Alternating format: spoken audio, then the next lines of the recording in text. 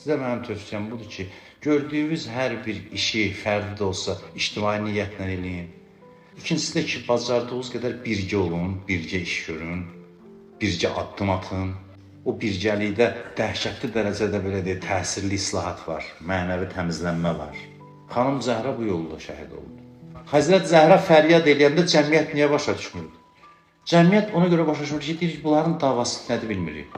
Həzrət Zəhranın ayrı-ayrılıqda götürəndə davasını, həyat yoldaşına görə Əli əleyhissalamın vilayəti nə deməkdir bu vilayət? Din qalıbsa yerində Həzrətlər getsin, otursun, dərs etsin, əxlaqa dəvət eləsin, mənəviyyata çağırsın, imamlığını eləsin. İmamlığını bu mənada ki, hidayət imamıdır da, İmam Sadiq kimi, digərləri kimi. Bu nə qədər önəmlidir ki, Həzrət Zəhra deyir ki, mən nəyim var bu yolda xərcləyəcəm.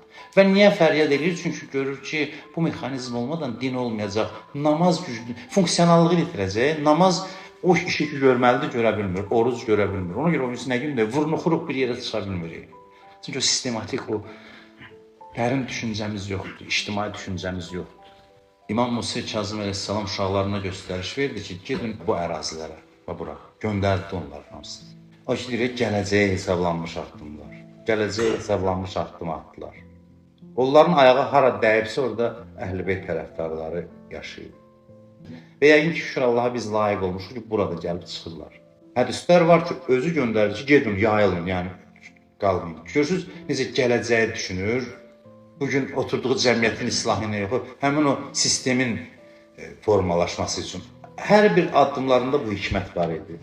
Ən az faydası budur ki, dünyadan köçəcəklər, ziyarətgah olacaq məzarları. Ariflər bu qədər təkid edir, onları ziyarət edin. Allah bərəkət veribdir onlara. Təkcə ona görə yox ki, fərdi islah üçün deyil. İmana təsiri var, mənəvi təsiri çoxdur. Bu əqidə bunun hesabına yaşayır. Əhl-i-Beytin uzaq görənliyidir ki, göndərirdi onları. Bax, fikir verin, Azərbaycanda bugün dövlət onları təmin edir, tikir, ucaldır. Görün, nə qədər cəhətdən bizi qabağa salır bu şeylər. Nə qədər heç... Artıq mübarizə aparmaq mümkün deyil, o batil cəryanın bundan bir həddən oyanasını. Sadəcə istisna edilir ki, burada bunu biz yaşatmışıq. Neçədən İmamzadə var balaca Azərbaycan arasında? Gəncə tərəfdə biri var, Bakı tərəfdə neçəsi var, Bərdə tərəfdə biri var, Seyidlər filan, bunlar hamısı gəlib, hamısı uzaq görənlikdə hesab kitabla edilib bu şeylər. Elə belə təsadüf deyil. Və Əhl-i-Beytin proqramı idi, İnna ə'taynəkəl kəvsər, biz sənə kəvsər verdik, Fatimə, xeyir bərəkət.